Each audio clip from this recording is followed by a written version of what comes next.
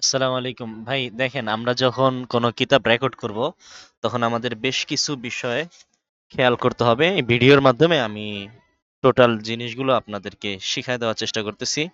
দেখেন ভাই, প্রথমেই আমাদের নেট চালু করতে হবে। যদি আমরা ল্যাপটপে থাকি তাহলে তো ল্যাপটপে এই যে এখানে এটা ওয়াইফাই সিস্টেম, এখানে যদি আমরা কার কার ওয়াইফাই আছে এগুলো যদি দেখি তাহলে দেখা যাবে আমাদের মোবাইলে নেট থাকতে হবে। মোবাইলে নেট থাকলে আমরা যদি মোবাইলে হটস্পট অপশনটা চালু করি, হটস্পট চালু করলে তাহলে এখানে আপনার সেটটা দেখাবে। যেমন আমি হটস্পট চালু করেছি আমার ওপো A3, এখানে দেখাইছে, পরে আমি এখানে থেকে আর কি পাসওয়ার্ড দিয়ে নেট চালু করেছি। নেট চালু করার প্রয়োজন অনেক সময় হয়, মনে করেন আপনি কিতাবে পড়াইতেছেন, তো আপনার কিতাবের জন্য এখন আপনার শাইর আসছে। শাইর মানে জব। আমাদের বাংলাদেশের মানুষ ছাত্ররা তো জব কোনোদিন চোখে দেখে নাই।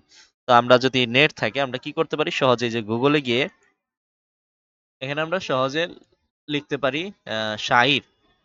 দেখেন এই যে এখানে যদি আমি শাইর লিখি, এই যে কিবোর্ড আছে এই কিবোর্ডটা বের করে, টাচ কিবোর্ড, এই কিবোর্ড বের করে যদি আমরা লিখি তাহলে ছাত্ররা বোরিং ফিল করবে না। যে আমাদের লিখতে যে সময় লাগে এই সময়টা ওরা এখানে যদি দেখে আমাদের সাথে সাথে, তাহলে মনে করবে না একটা কাজ হচ্ছে, শুধুই বসে আছি না।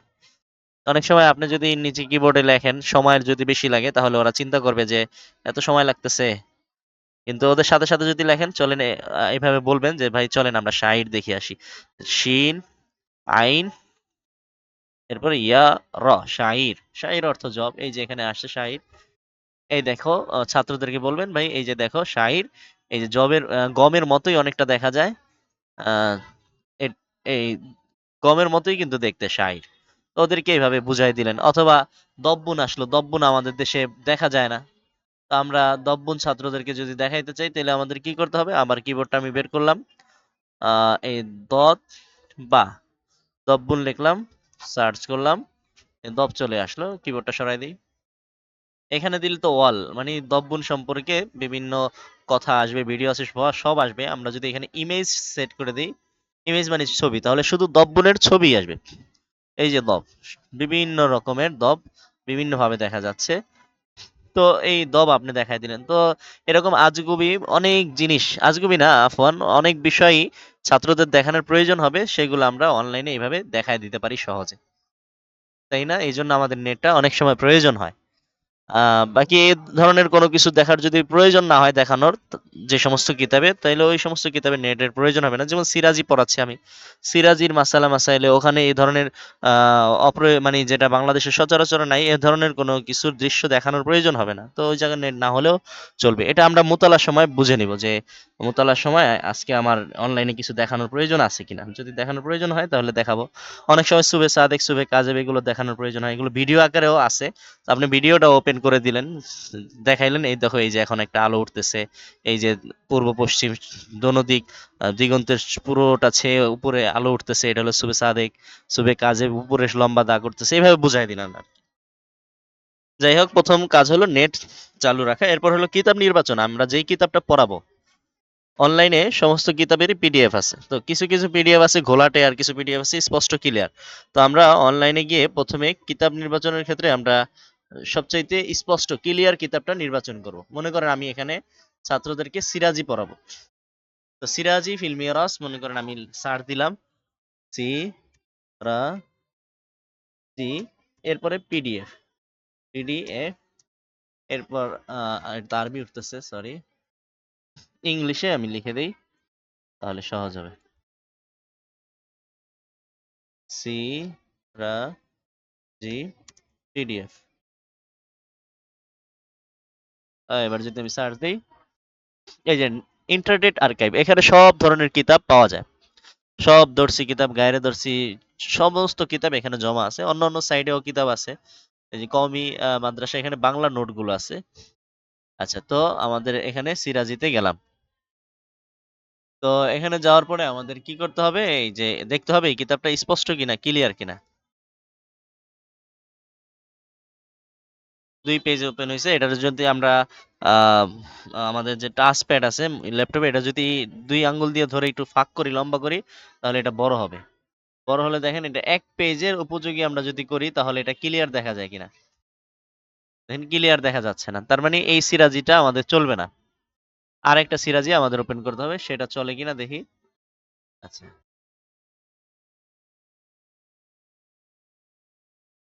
আচ্ছা, এইভাবে মোবাইলে এটা সহজ, আপনারা ল্যাপটপে না বের করে মোবাইলে বের করবেন, সুন্দর হবে। আচ্ছা যাই হোক, তাহলে আমাদের স্পষ্ট কিতাব নির্বাচন করো, অস্পষ্ট কিতাব হলে তো এটা ছাত্ররা বুঝবে না, আমারও চোখের ডিস্টার্ব হবে আমি যদি পড়াই।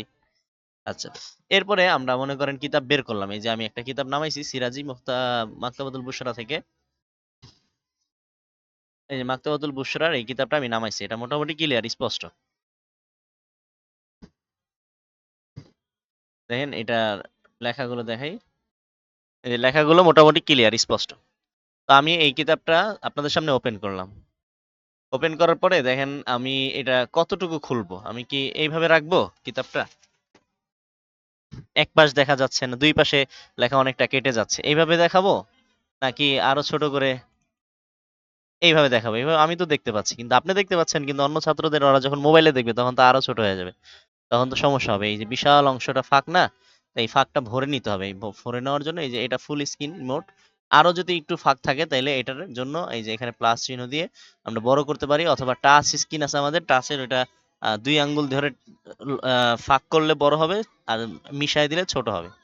তো যেভাবে হোক আমরা এটা বড় করে নিব। এক্ষেত্রে খেয়াল করব বড় কতটুকু বড় করব। এক্ষেত্রে এই যে উপরে দেখেন আমাদের ১ আঙ্গুল, নিচে ১ আঙ্গুলের মতো ফাঁকা আছে, উপরে আবার ১ আঙ্গুলের চাইতে একটু বেশি ফাঁকা আছে। তো আমরা এই ২ পাশেও ১ আঙ্গুল করে ফাঁকা রাখবো। যখন এডিট করবে এডিটর, তখন তারা এই অংশগুলো কেটে দিবে। এই যে এখানে ১ আঙ্গুল, এই সাইডে বাম সাইডে আবার ১ আঙ্গুল। এই যে এটা মোটামুটি আদর্শ, সঠিকভাবে আছে। যখন এডিটর এইগুলো এডিট করবে তখন ৪ সাইড থেকেই কেটে ফেলে দিবে। তো এই উপরেও কেটে ফেলে দিবে, নিচেও কেটে ফেলে দিবে, এই সাইডেও কেটে ফেলে দিবে, এই সাইডেও কেটে ফেলে দিবে। মাঝখানে শুধু এই লেখাটুকু, কিতাবের মূল অংশটা শুধু ভিডিওতে থাকবে। তখন আর ভিডিওতে এই সাইডগুলো, এই সাইডগুলো, এই সাইডগুলো দেখা যাবে না। তো এটার জন্য আমাদের কি করতে হবে?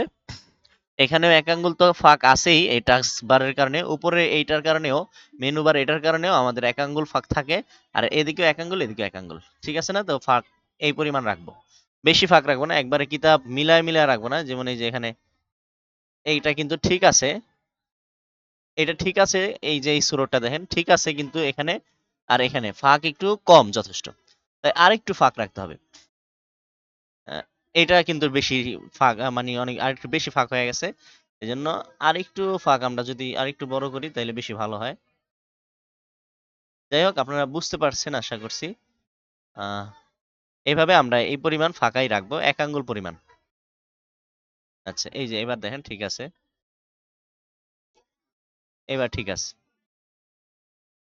আচ্ছা, এরপরে আমরা যখন পড়াবো তখন আমাদের এই যে দেখেন আমার এখানে এই যে কার্সরটা, ল্যাপটপ কার্সর, এটা কিন্তু অনেক বড়। আমরা যদি এই ল্যাপটপ কার্সরটা ছোট রাখি তাহলে কিন্তু আমাদের মোবাইলে যখন দেখবে তখন কিন্তু দেখা যাবে না। দেখেন আমি একটু দেখাই আপনাদের মোবাইল কার্সরটা ছোট করে, ল্যাপটপটা, ল্যাপটপ থেকে কার্সর একটু ছোট করে দেখাচ্ছি।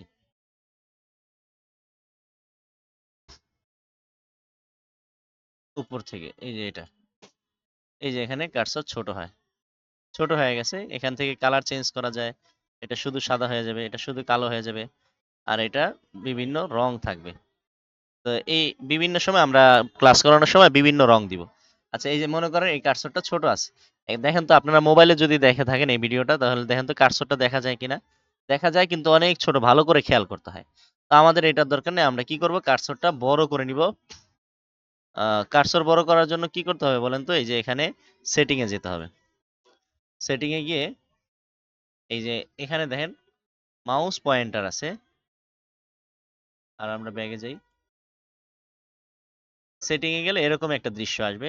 এরপরে এই যে ডিভাইস, সিস্টেম, এরপর ডিভাইস, ডিভাইসে আসলে এখানে মাউসের উপর টিপ দিবেন। মাউসের উপর টিপ দিলে এই যে adjust mouse and cursor size, adjust mouse and cursor size, এখানে টিপ দিলে আমাদের এই যে এখানে কার্সর সাইজটা চলে আসবে। আমরা কার্সর সাইজ বড় করে নিব, এই পরিমাণ করে নিব, অর্ধেক করে নিলাম, ৮ দিয়ে রাখবো অথবা ১০ দিয়ে, ৯ দিয়েও রাখতে পারি, বাকি এর চাইতে ছোট না। এরপর আপনার যেই কালারটা পছন্দ সেই কালারটা আপনি নির্বাচন করে ওইটা রাখবেন। যেমন এই নীল কালারটা আমার ভালো লাগছে, তো আমি নীল কালারটা নিলাম। এবার আমি যখন পড়াচ্ছি দেখায় দেখায় আঙ্গুল দিয়ে ধরে ধরে, তখন কিন্তু কার্সরটা মোটামুটি যথেষ্ট বড়, এর কারণে বুঝতে সহজ হবে, দেখতে সহজ হবে, মনোযোগ দিয়ে খেয়াল করা লাগবে না, এমনিই তাকালে বুঝবে যে হুজুর কোথায় পড়াইতেছে। আর আমরা যখন যেই লাইনটা পড়াবো সেই লাইনে আমার কার্সরটা থাকবে।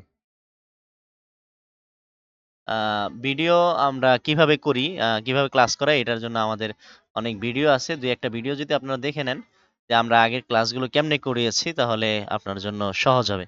যেমন এখানে আছে ফাসলুন ফিল মাওয়ানিআই আল মানিউ মিনাল ইরতি।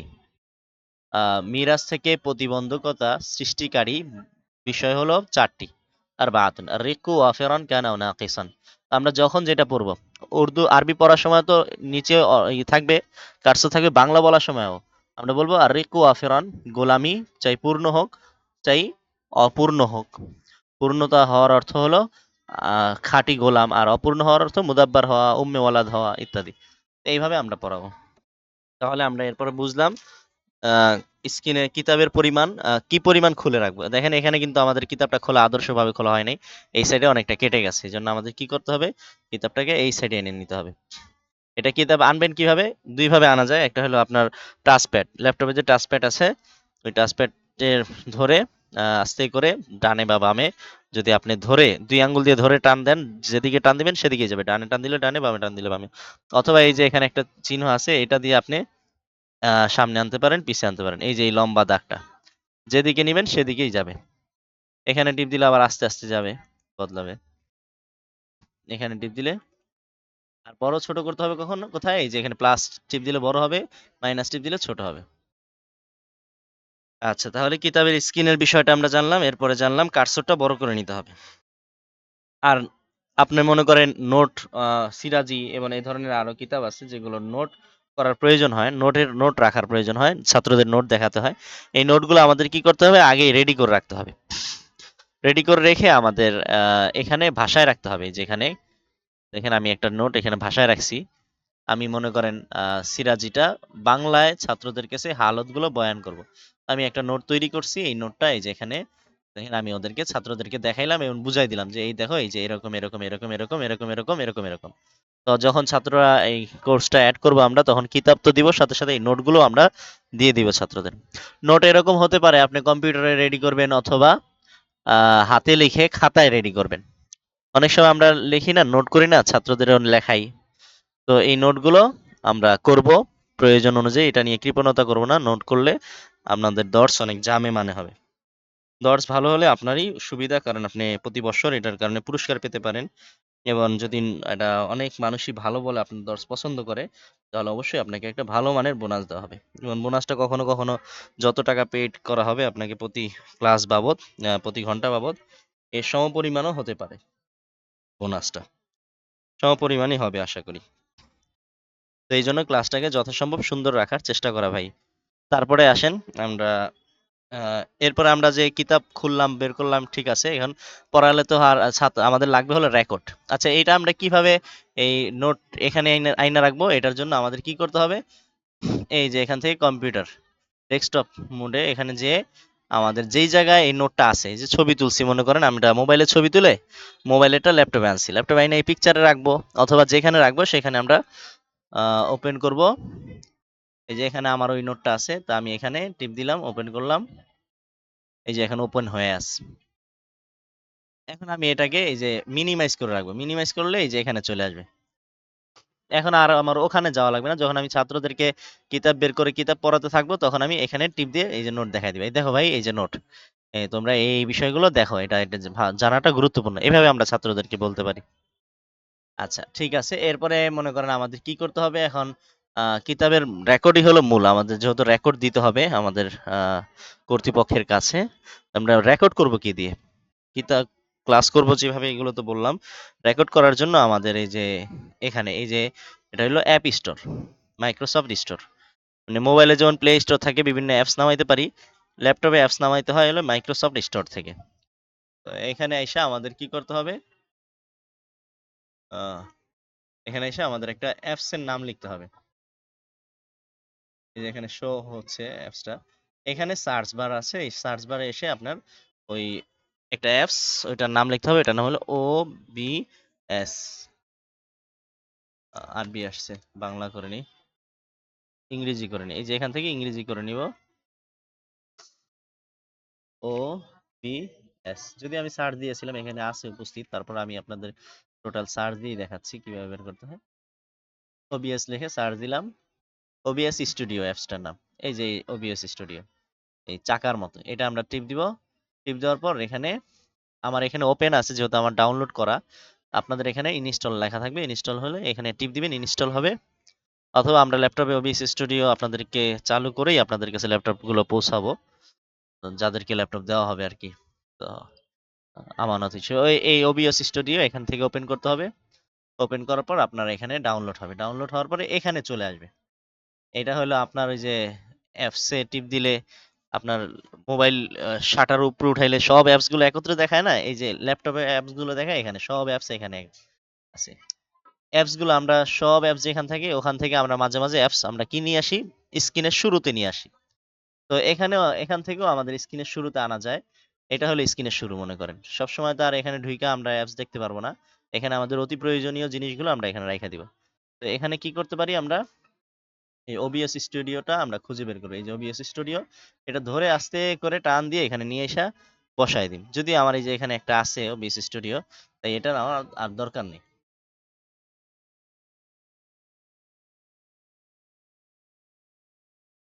আচ্ছা, ওবিএস স্টুডিও ডাউনলোড হলো। ডাউনলোড হওয়ার পর কি করতে হবে? ডাউনলোড হওয়ার পরে এই যে এখানে আহ, এখানে আছে ডিসপ্লে, এরপরে এখানে আছে সিন, আনসিন।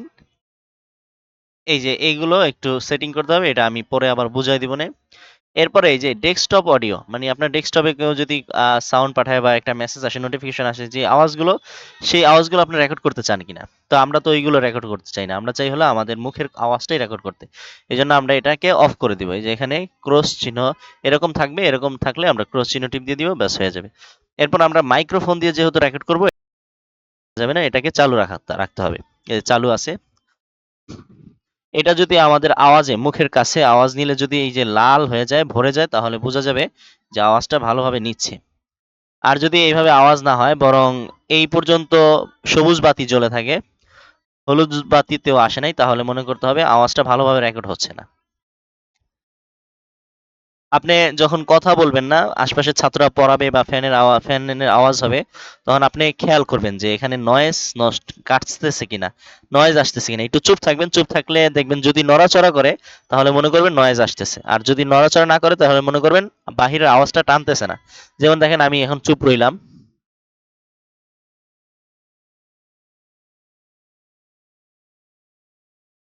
তো যতক্ষণ চুপ ছিলাম ততক্ষণ পর্যন্ত কিন্তু এই আওয়াজটা নড়াচড়া করে নাই, যার কারণে বোঝা গেছে বাহির আওয়াজ টানতেছে না। যদি আমার পাশে আশপাশে ফ্যান চলতেছে, গাড়ি চলতেছে, তারপর আওয়াজ টানে নাই।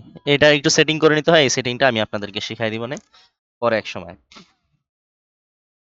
আচ্ছা, ওবিএস স্টুডিও বের করতে হবে, এরপরে কিবোর্ডে বের করতে হবে। এরপরে ক্লাসের মাঝে যদি জরুরি কোনো প্রয়োজন হয়, আমরা তো ক্লাসে মনে করেন আধা ঘন্টা রেকর্ড করি বা 20 মিনিট রেকর্ড করি বা 1 ঘন্টা রেকর্ড করি। সমস্ত জরুরত থেকে ফারেক হয়ে পুরো 1 ঘন্টার জন্য আমরা রেকর্ড করার জন্য বসবো, বা 20 মিনিটের জন্য যতটুকু রেকর্ড করেন, ফারেক হয়ে কাজ থেকে ফারেক হয়ে আমরা বসবো। তো অনেক সময় ফারেক হয়ে বসার পরেও আমাদের দেখা যায় 10 মিনিট ক্লাসের পরে একজন মেহমান আসছে বা একটা জরুরি ফোন আসছে অথবা বাথরুম পেশাব প্রয়োজন হয়েছে হঠাৎ করে জরুরত। তখন আমরা কি করব? তখন আমরা এই ক্লাসটাকে করে রাখবো। মনে করেন আগে আমরা সিরাজি পড়াচ্ছিলাম। দেখেন এই যে আমরা সিরাজি পড়াচ্ছি, মনে করেন ক্লাসের 20 মিনিট হয়েছে, 10 মিনিট হয়েছে, আরো 10 মিনিট ক্লাস চালাতে হবে। এই পড়াচ্ছি পড়াচ্ছি পড়াচ্ছি, এর মধ্যে হঠাৎ আমার প্রয়োজন, জরুরি একটা ফোন আসলো, ফোনটা ধরতে হবে, বা আমার একজন ওস্তাদ আসলো, তাকে ওস্তাদকে কিছু বলতে হবে। তো বলতে হলে আমার কি করতে হবে? এই যে এখানে ওবিএস স্টুডিও, এই যে এখানে তো এই যে এখানে এখানে টিপ দিয়ে বন্ধ করে দিতে হবে। যেমন দেখেন আমি টিপ দিই, আমার কিছুক্ষণ কিন্তু টিপ দেওয়া ছিল, কিছুই দেখেন নাই, কিছুই নড়াচড়া হয় নাই, আমি যদিও অনেক কিছু করছি, এটা বন্ধ ছিল, এটা স্ক্রিন রেকর্ড হবে না। তো এটা দিলে সে আবার যখন কথা বলা শুরু করবেন, পড়ানো শুরু করবেন, তখন আবার এখানে টিপ দিয়ে নিবেন। এবার এখানে টিপ দিয়ে নিলে আবার রেকর্ড চালু হয়ে যাবে। আচ্ছা, আচ্ছা, ওবিএস স্টুডিও তো চালু করার কথা বললাম। রেকর্ড চালু করবেন কিভাবে? রেকর্ডের জন্য কোনো কাজ নাই, শুধু এই যে এখানে অনেকগুলো পয়েন্ট আছে। এখানে আমার এখানে লেখা আছে স্টপ রেকর্ডিং, যেহেতু আমি রেকর্ড করতেছি এই জন্য স্টপ রেকর্ডিং লেখা থাকে। আপনারা আপনাদের যদি ওবিএস স্টুডিও খোলেন তাহলে ওখানে লেখা থাকবে স্টার্ট রেকর্ডিং। স্টার্ট রেকর্ডিং লেখা থাকবে, ওই স্টার্ট রেকর্ডিং এ টিপ দিবেন। স্টার্ট ভার্চুয়াল ক্যামেরা এটা না, স্টার্ট রেকর্ডিং এখানে টিপ দিতে হবে। এখানে টিপ দিলে আমাদের স্ক্রিন রেকর্ড শুরু হয়ে যাবে। এরপর আমরা এটাকে মিনিমাইজ করে নিচে রেখে দিব, এরপর আমরা পড়াতে থাকবো। এই তো জরুরি সব কিতাব আর সব কথা আলোচনা হয়ে গেছে। এরপরে যে আমরা প্রথম ভিডিওটা রেকর্ড করব, এই ভিডিওটা আমরা অবশ্যই কর্তৃপক্ষের কাছে দিব যে দেখেন এই ভিডিওটা ঠিক আছে কিনা, ভিডিওটি আর কোনো চেঞ্জিং এর দরকার আছে কিনা, প্রয়োজন আছে কিনা কোনো চেঞ্জিং এর। যদি সব ঠিকঠাক থাকে তাহলে ওই অনুযায়ী আমরা সমস্ত ক্লাসগুলো করাবো। তো ক্লাস করানোর জন্য প্রথমে আমরা কিতাবের মাঝখান থেকে নির্বাচন করব, শুরুর দিকে না। কারণ আমাদের অনেকে সাথী ভাইরা আছি যারা নতুন ক্লাস রেকর্ড করছি। তো আমরা যারা ক্লাস রেকর্ড করছি নতুন, তাদের যেহেতু এক্সপেরিয়েন্স নাই, অভিজ্ঞতা নাই অনলাইনে ক্লাস করার, বিভিন্ন সমস্যা হয়ে থাকবে। শুরুতে আপনি অনেক কিছু বুঝবেন না, অনেক প্রবলেম হবে। বা একটা কিতাব আপনি পড়াতে পড়াতে ওই কিতাবের সাথে উনসদ হয়ে গেলে পরে এই কিতাব পড়ানো আরো সহজ হয়ে যায়। তো শুরুর কিতাবগুলো যেহেতু দর্সগুলো যেহেতু খুবই ইম্পর্টেন্ট দরকার, এগুলোই ছাত্ররা বেশি দেখবে। তাই শুরুর গুলো যেন খুবই ভালো হয়, এই জন্য শুরুর গুলো আমরা পড়াবো কখন? শেষের দিকে, একবারে শেষে। যখন এই কিতাবটা পড়াতে, পড়াতে আমরা ঝানু হয়ে যাব, তখন আমরা শুরুর দর্সগুলো, শুরুর ৪-৫ টা দর্স আমরা করাবো। এই তো ভাই, জরুরি এই সমস্ত কথাগুলো বললাম। এগুলোর প্রতি খেয়াল করে আমরা যদি রেকর্ড করি তাহলে অনেক ভালো হবে। আর হলো ওস্তাদদের জন্য করণীয়, মানে ক্লাস কিভাবে করাবে, করণীয় বর্জনীয় কি, এটা তো আপনারা মাশাআল্লাহ প্রত্যেকেই যোগ্য ওস্তাদ, অনেক ভালো ওস্তাদ, আমার চাইতেও অনেক যোগ্য। আমরা এমন ভাইদেরকেই নিচ্ছি যারা অবশ্যই সব দিক থেকে যোগ্য। তাদেরকেই আমরা নিচ্ছি। তো আপনাদের আরো যত অভিজ্ঞতা, দক্ষতা আছে সেই দক্ষতাগুলো আপনারা ফিট করতে পারবেন, ফিট করবেন। অনেক ক্ষেত্রে আমাদের অনেক ত্রুটি আছে, বিচ্যুতি আছে। আমরাও অনেক ক্ষেত্রে আপনাদের চাইতে কম বুঝবো। তো যেগুলো আপনাদের কাছে ভালো মনে হয় সেগুলো অবশ্যই আমার কাছে শেয়ার করবেন, আমাদের কাছে শেয়ার করবেন। আমরা ওইগুলো আমাদের আহ, যে বিষয়গুলো আছে ওগুলোর সাথে অ্যাড করে নিব। ঠিক আছে ভাই, তাহলে শুক্রিয়া আমাদের সাথে অংশগ্রহণ করার জন্য, আমাদের এই যাত্রায় আমাদের সঙ্গী হওয়ার জন্য। আপনাদের সবাইকে অসংখ্য ধন্যবাদ জানাচ্ছি, জাযাকাল্লাহ জানাচ্ছি। আল্লাহ তাআলা আমরা যে কাজই করি দিনের জন্যই করব ইনশাআল্লাহ। এগুলোতে আমরা তো যদিও অর্থ পাবো, টাকা পাবো, কিন্তু টাকাটা আমাদের মাকসাদ না। আমরা আল্লাহর সন্তুষ্টির ইচ্ছা করি। ইনশাআল্লাহ এতে আমাদের অনেক ফায়দা হবে। আল্লাহ আমাদের সবার কল্যাণ করুক, ভালো ভালো করুক। আসসালামু আলাইকুম রহমতুল্লাহ।